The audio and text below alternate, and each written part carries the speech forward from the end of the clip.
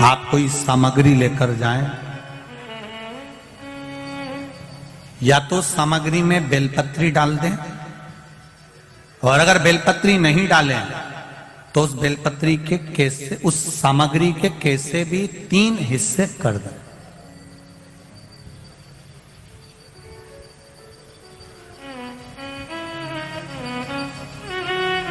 शिव महापुराण की कथा कर रही है, एक भाव वर्णन किया है।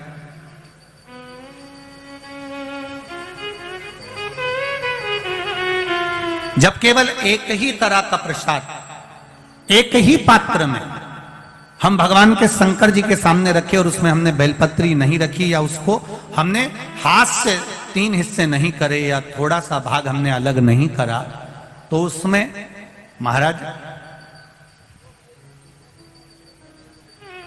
भगवान शिव के जो गण हैं उनका हिस्सा हो जाता।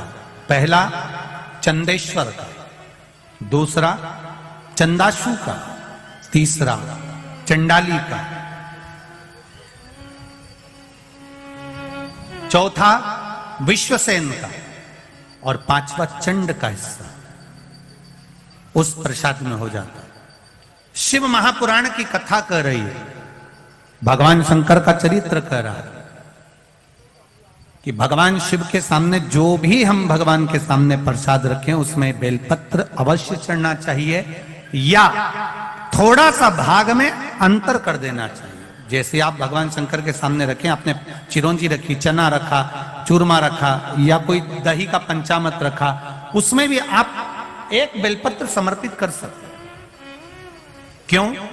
बेलपत्र उसमें डाल देने से या भाग विभाजन कर देने से भगवान शंकर के गणों का जो हिस्सा है वो हिस्सा नहीं रहता, फिर आप उसको ले जाकर अपने भाग के अनुसार उसको प्रयोग में ले सकते हैं, आप उसको पा सकते हैं।